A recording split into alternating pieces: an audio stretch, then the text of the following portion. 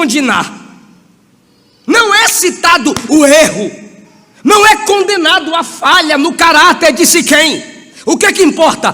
Casa com a gente, aliança política. Casem com nossas filhas, casamos com as de vocês, e os bens de vocês serão nossos. Em troco de quê? Vocês habitarem conosco, vocês que chegaram. E aí, irmão, os homens da cidade gostavam do príncipe honrado, estuprador. 24. Deram ouvido ao pai e a Siquém, seu filho, e todos os que saíam da porta da cidade, ou seja, os adultos, foram circuncidados, todo macho. Aconteceu que ao terceiro dia, no dia de maior dor, os dois filhos de Jacó, Simeão e Levi, irmãos de Dina, quando os homens estão febris, fracos e gemendo de dor, ambos pegam suas espadas, entram na cidade e matam todos os machos, matam todos os homens, sem que Jacó saiba. Os outros irmãos entram na cidade após eles, pegam todas as riquezas e as crianças e levam consigo. Versículo 29. Crianças, fazenda e mulheres levaram presos, despojaram a cidade de tudo que havia. Então Jacó disse, que é o versículo que lemos, a Simeão e a Levi: vocês me perturbam, vocês estão me fazendo cheirar mal entre esses homens, que são cananeus, são pagãos, são inimigos. Eu sou pouco em número, eles vão me destruir, pois vão se ajuntar para se vingar. E a resposta dos irmãos, cheios de ira, foi: faria ele a nossa irmã como se faz a uma prostituta? Nós simplesmente protegemos a honra da nossa irmã. Deu para entender a história? Deu para entender a história? Eu vou contar tudo de novo. Eu quero dividir essa história em três. Eu quero dividir a minha mensagem baseada nessa história em 3 tópicos. Eu quero intitular esse texto o capítulo das ausências, o capítulo dos vazios, o capítulo das faltas, o capítulo das ausências. Em primeiro lugar, nós temos aqui a ausência de domínio próprio. Exceto Jacó, todos aqui se deixaram levar pela emoção e por desejos descontrolados. Não tiveram domínio próprio sobre seus sentimentos. Eu não quero aqui justificar o abuso, mas Diná não teve controle sobre sua curiosidade. Ela não se satisfez mais com a tenda. A tenda já não é suficiente. O altar na porta da tenda, criado no capítulo 33, versículo 20, também não lhe é suficiente. As histórias sobre Abraão e Isaque e as revelações de Deus não são suficientes para Diná.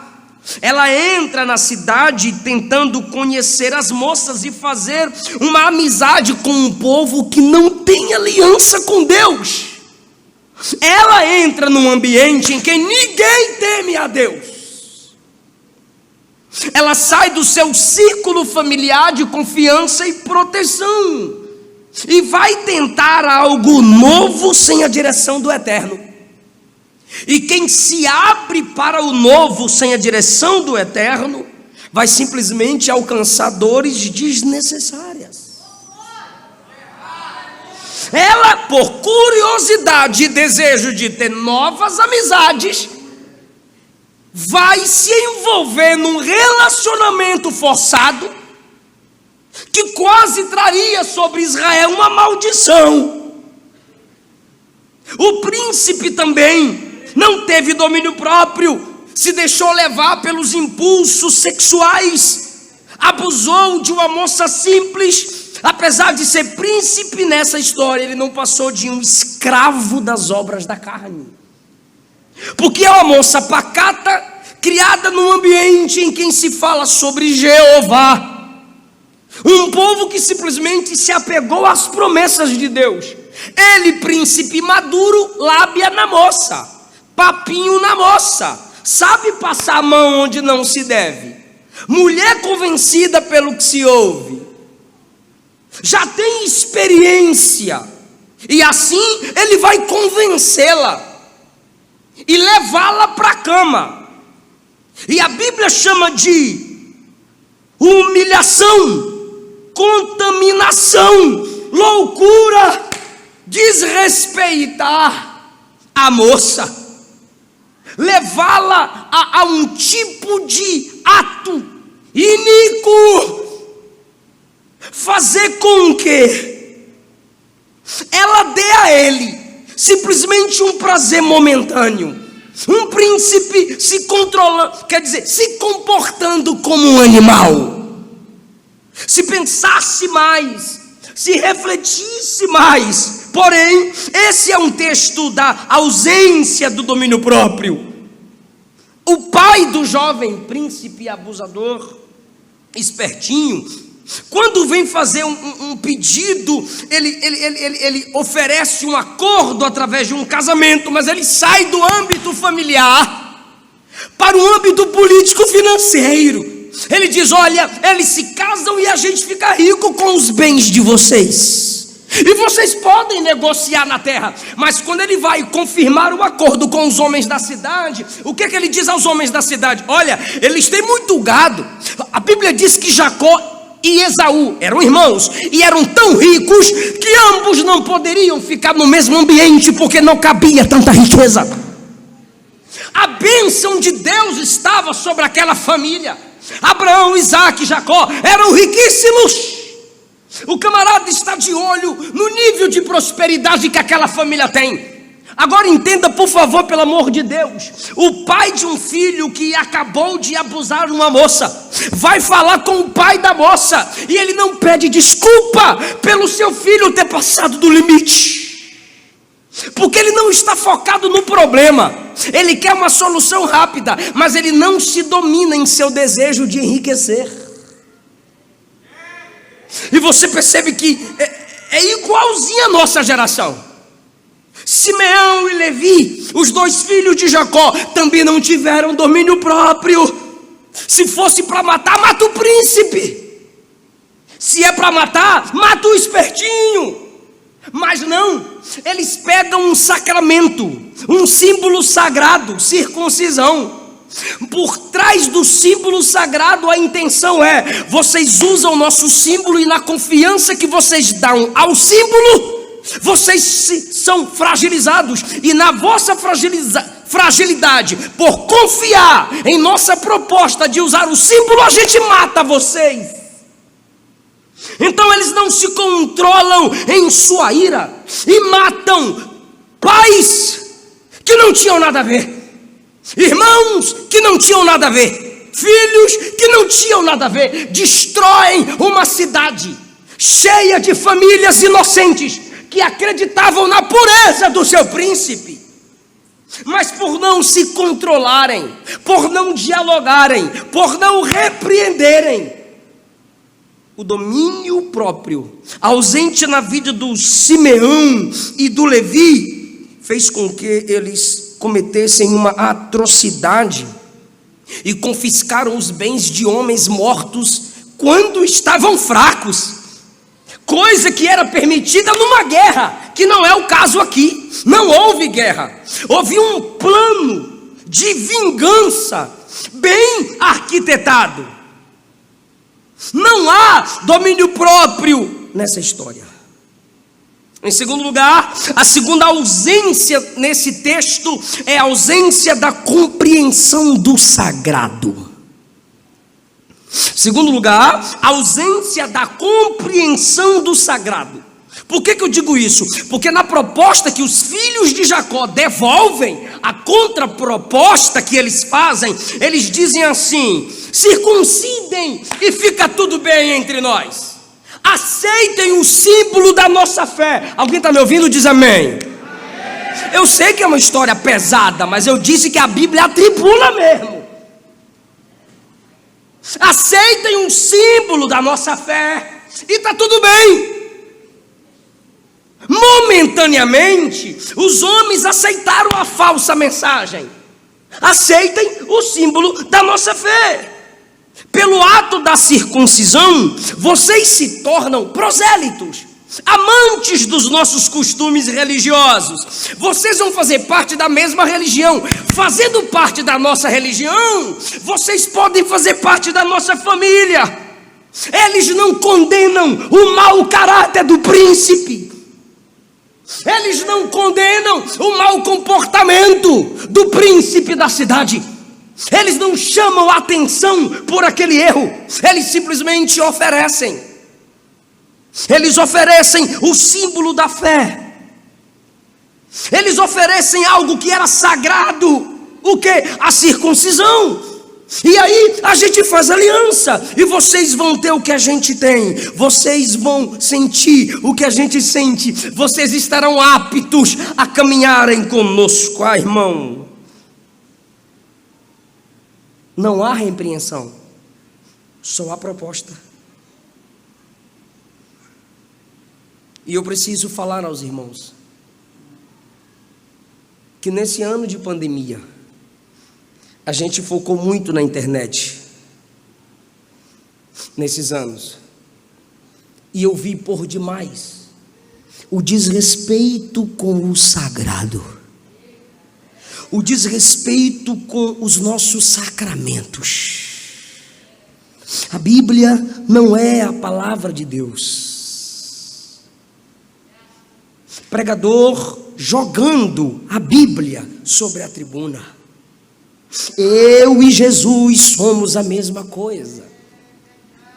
Aqui em Goiânia, uma igreja levando a ceia do Senhor para a porta da balada, oferecer a prostitutos e prostitutas. Gente chamando para o batismo quem não foi discipulado, quem nunca nasceu de novo. Gente oferecendo cargo ministerial para quem nunca sentou numa escola bíblica dominical.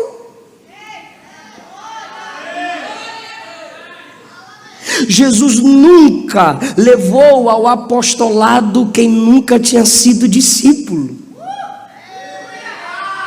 Se Jesus não transforma em apóstolo quem não é discípulo, por que a gente quer levar ao apostolado quem nunca discipulado foi? É por isso que temos muitos apóstatas, porque se tornaram apóstolos sem serem discípulos. Nunca carregaram a cruz, porque a eles são oferecidos o símbolo da nossa fé. O pastoreio, o microfone, o púlpito, a noiva do cordeiro exposta a homens que não nasceram de novo. A ceia, o pão dos filhos sendo oferecido a cães estranhos assentando-se à mesa. E o que acontece aqui é a ausência da compreensão do sagrado. Para se ter um sinal tão precioso para o povo de Deus, era necessário que eles tratassem o coração, o caráter, a vida de intimidade. Vocês querem a circuncisão? A gente aceita. Então abandonem vossos ídolos, abandonem vossas obras malditas, se arrependam da vossa imoralidade sexual. Talvez assim o Deus de nosso Pai terá misericórdia de vós. Mas eles não falam isso. Sabe o que é isso, irmão? Sabe o que é isso, irmã? Os falsos profetas são assim. Eles nos oferecem o sacramento. O que importa é você mergulhar nas águas. O que importa é você beber do vinho, é você comer do pão. O que importa é você trazer seu envelope. O que importa é você falar umas línguas estranhas, porque até língua estranha se ensina. Estão oferecendo de graça Sacramentos que a alto preço foram pagos pelos nossos pais.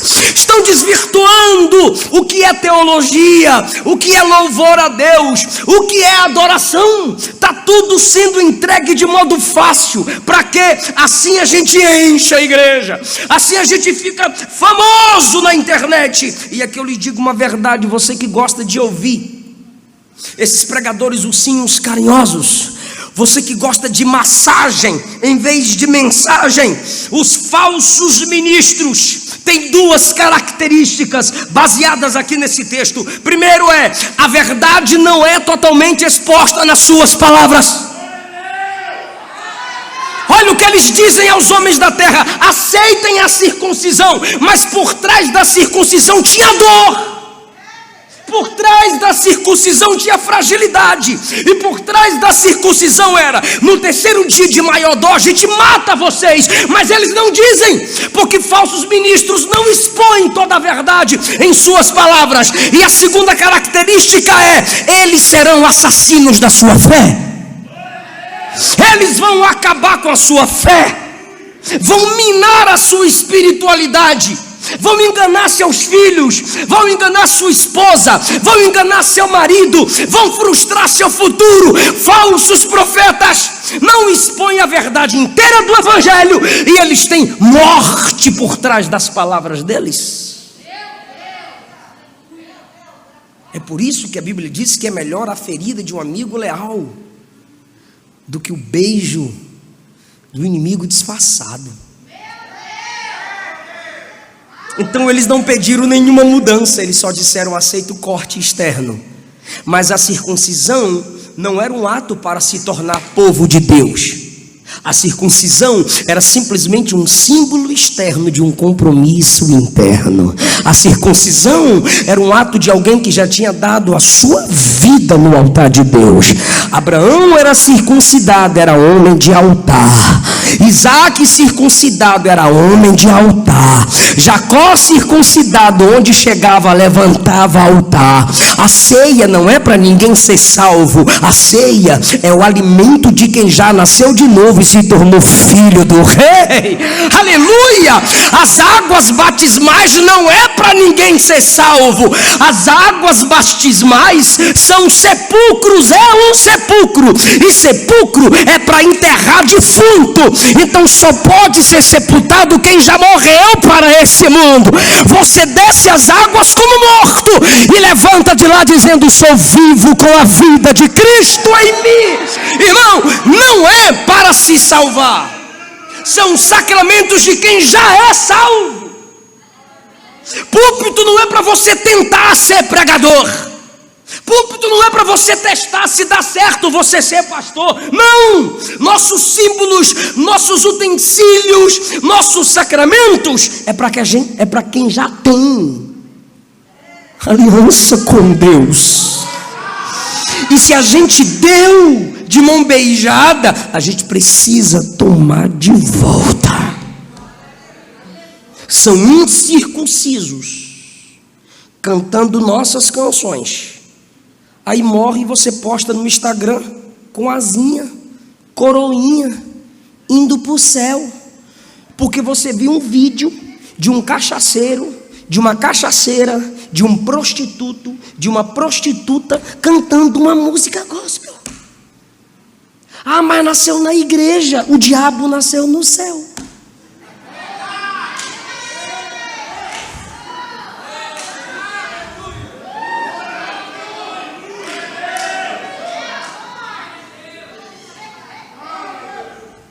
Não é porque tem os nossos símbolos ou sacramentos que é salvo, irmão. Quem é seu pastor? Meu pastor é quem me recebe onde eu chego. Onde você congrega? Eu sou igreja. Então a gente vai congregar em você, catedral.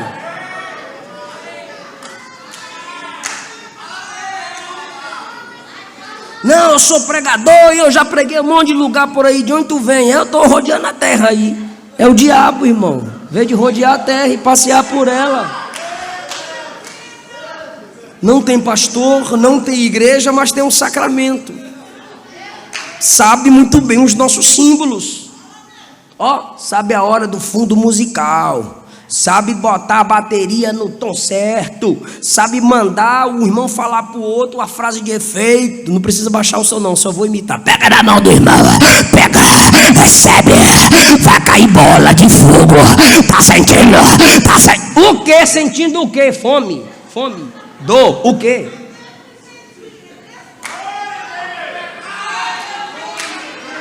Os caras, pastor Jones, têm a performance, faz o showzinho. Os nossos símbolos têm sido desprezados. Eles não oferecem a dor da circuncisão, só o privilégio de ser filho de Abraão. São os assassinos da fé, tá? Porque são esses que não escondem a realidade da marca, do selo, que matam os homens que acreditam na mensagem deles. Eu vou encerrar. Eu não pedi para ninguém dar glória, agora eu vou pedir. Por quê? Por causa do terceiro, eu disse que eu ia pregar em 3 tópicos. Primeiro, a ausência de domínio. Segundo, a ausência de compreensão do sagrado. Eita, povo inteligente. Terceiro, a ausência de Deus. Está preparado para dar glória a Deus? O mais triste no relato desses versos é que no capítulo 34 inteiro o nome de Deus não é citado. Jacó, pastor Josué, é um príncipe de Deus. Seus filhos são o povo da promessa. Sua casa tem a bênção. Mas Deus não é citado. O nome de Deus é citado enquanto Jacó está na casa dos pais. Gênesis 25 a 27. Enquanto ele fugia de Esaú, o nome de Deus foi invocado no capítulo 28. Quando ele estava na casa do sogro, ele chama Deus, em 31:42, ele chama Deus de o temor de Isaac, o Deus de Abraão. Mas aqui em Siquém, o nome de Deus não é invocado, Deus não é adorado aqui e agora. Se falta Deus, se ele não é invocado, se ele não é lembrado, se ele não é chamado para a guerra, ele diz: tentem com as suas próprias forças. E aí o príncipe se torna escravo de impulsos sexuais. Um homem ama mais as coisas do que a vida de uma moça. Jacó não ora, não fala para Deus, mas fala para os filhos: abusaram da irmã de vocês. Os filhos levantam a espada, mas não levantam o altar para falar com Deus. Então o que é esse capítulo aqui? É o exemplo de uma humanidade que exclui Deus. Tudo que está aqui vai estar em qualquer ambiente, em qualquer casa, em qualquer igreja, em qualquer família que exclui Deus. É o retrato da humanidade sem Deus. É o modelo fiel do que seria a humanidade, entregue a si mesmo sem a intervenção divina. É por isso que Deus tem que se intrometer, e crente também tem que se intrometer. Irmão, como é que Deus se intromete na vida do homem? Através da igreja. Uma moça escreveu no meu Instagram aí, dos textos que eu faço e dos vídeos que eu faço: pastorzinho, vá cuidar de sua vida, pastorzinho. E eu falei para ela: se mantenha na sua insignificância de cuidar só da sua. Eu fui chamado para cuidar da minha e da vida dos outros também. Em briga de marido e mulher não se mete colher, mete pau, mete colchão, mete tudo, irmão. Tem que se intrometer, irmão. Se Deus não intervém, estaríamos perdidos. Foi Deus quem chegou no capítulo 35 e disse: Jacó, vaza daqui, vai para Betel, para onde eu já te ordenei que fosse. Se Deus não intervém, ninguém o invocaria. Deus está ausente. E como Deus está ausente aqui, igreja, eles não confiaram que Deus faria justiça. Era só orar e dizer: nossa irmã foi abusada, um camarada brincou com a nossa família, brada em nosso favor, Deus. Não confiaram que Deus poderia transformar o mal em bem. Alguma coisa Deus poderia fazer, como fez na vida de José e do próprio Jacó na casa de Labão. Então, o que temos aqui? Por favor, digam após mim: uma família escolhida de Deus.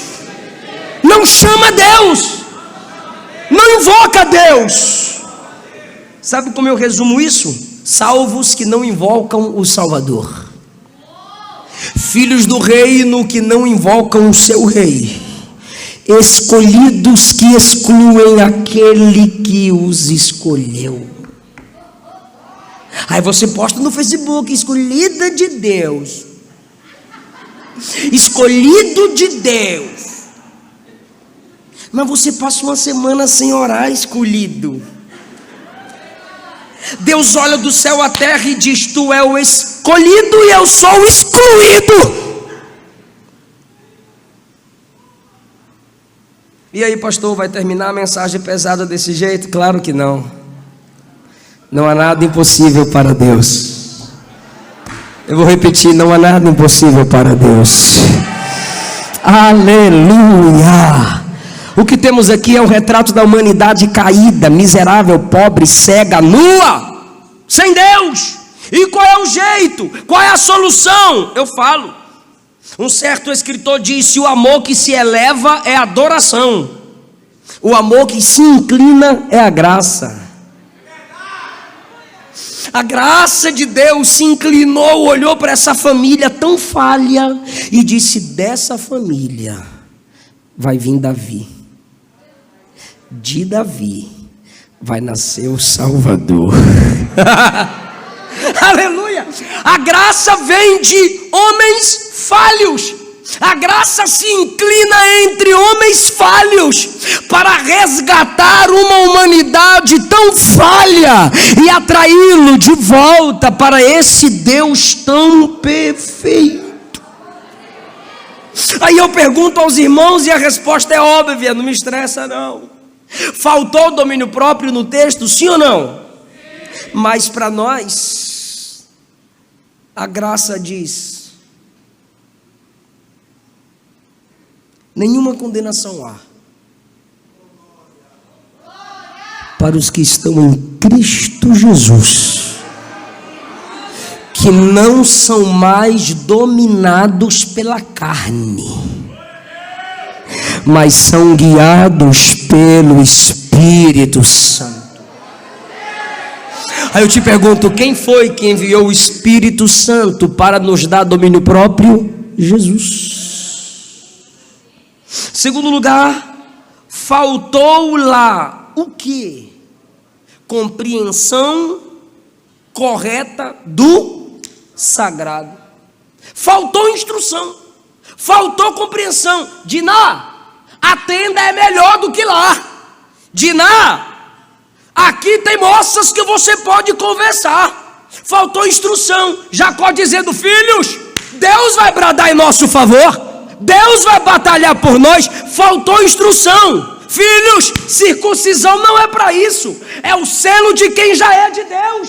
Não pode banalizar as coisas para resolver um problema tão difícil, como se o selo de Deus em nós fosse algo tão fácil e barato. Faltou compreensão. Mas Jesus, que veio dessa família, deu revelação aos apóstolos.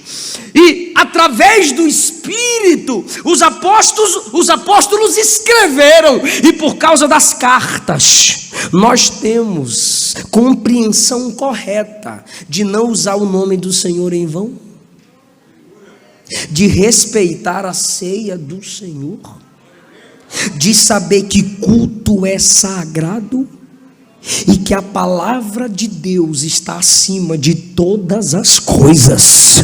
Nós temos essa compreensão no Novo Testamento por causa do Espírito que Jesus, que veio dessa família, enviou para nós. Em último lugar, a terceira ausência no capítulo 34 é: faltou Deus. Deus estava distante, mas em Cristo, Ele disse: eu me aproximo tanto que eu vou descer ao modo de vocês. O que vocês são? Humanos. Aí Ele vem como homem. Por que vocês vivem assim? As tentações são grandes. Aí Ele vem como homem, em tudo é tentado e venceu todas as tentações. E quando o diabo vai tentá-lo dizendo: se tu és filho de Deus, me vença, Jesus diz: não, eu não vou te vencer como filho de Deus. Eu vou te vencer como um homem cheio do Espírito de Deus. Nem só de pão vive o homem, eu estou aqui como homem, mas de toda palavra que sai da boca de Deus. Ou seja, o que Jesus está dizendo é: eu vim aproximar o Pai dos homens, vivendo entre os homens. Jesus não era um homem entre os homens falando de Deus aos homens. Jesus era Deus entre os homens, falando de si mesmo para eles. Deus entre os homens é Cristo entre nós. Quando Ele nasce, Mateus discerne: Jesus é Emanuel, Deus conosco. E lá na cruz, Jesus brada: está consumado. Eu paguei o preço. E quando Ele bradou: está consumado, sabe o que Ele estava dizendo? O descontrole sexual do príncipe, eu assumo a culpa. O descontrole de ira dos filhos de Jacó, eu assumo a culpa. Porque o mesmo descontrole naquele príncipe está em cada um de nós, se não formos cheios do Espírito Santo. Se não for a graça de Jesus, somos irascíveis, igual Simeão e Levi. Mas por causa do tetelestai lá na cruz, por causa do sangue derramado, por causa do sacrifício feito por Ele, Ele nos dá a graça de vencermos nossos desejos carnais. E o que o Espírito Santo está falando a você aqui nessa noite é: você seria pior ou do mesmo nível do estuprador e dos irascíveis. Mas a graça te capacita a vencer a cada dia, e você pode dizer: isso é Deus na minha vida. Onde estiverem 2 ou 3 reunidos no meu nome, eu estarei reunido ali, no meio deles, para receber suas confissões, para receber o seu culto. Todo esse texto está mostrando, irmão, que em Jesus todas as ausências são preenchidas. E só quem tem Jesus pode dizer: o Senhor é o meu pastor, e Ele não vai me faltar. Se Deus completa tudo em sua vida, você pode dar glória a Ele. Pode ficar em pé. Se Jesus completa todas as ausências na sua vida, glorifique a Ele. Toda ausência é preenchida quando a gente tem Jesus. Sem a encarnação de Cristo não teríamos Deus. Sem o sopro de Jesus, que é o Espírito Santo, não teríamos domínio próprio, vitória sobre a carne. E sem as instruções que Jesus deu, nós não saberíamos o valor do sagrado. Pai, obrigado pela sua igreja. Me ajuda, Jesus. Nos ajuda, Jesus. Somos falhos, humanos, pecadores, mas a sua graça nos aperfeiçoa a cada dia. Não nos deixa, Pai, viver controlados pelos impulsos da carne. Não nos deixa, Jesus, ser controlado por esse mundo, pelo diabo, pelo mal. Que seja um novo ano de vitória sobre o nosso eu. Senhor, nos ajuda a não brincar com a graça, a não brincar com os sacramentos, com aquilo que é sagrado, com aquilo que reflete Deus na terra. Nos ajuda, Pai, a valorizar a Sua presença. Quem tem o Filho tem o Pai. Quem tem Jesus tem a divindade. Quem tem Jesus tem a Trindade. Quem tem Jesus tem o Pai, tem o Filho, tem o Espírito Santo. Enche-nos a cada dia, Pai. E como diz a música do cantor Thales Roberto, tem um lado meu que me convida a viver os erros do passado, mas tem um lado que domina. É Jesus Cristo em nós. Enche-nos de Ti, Pai.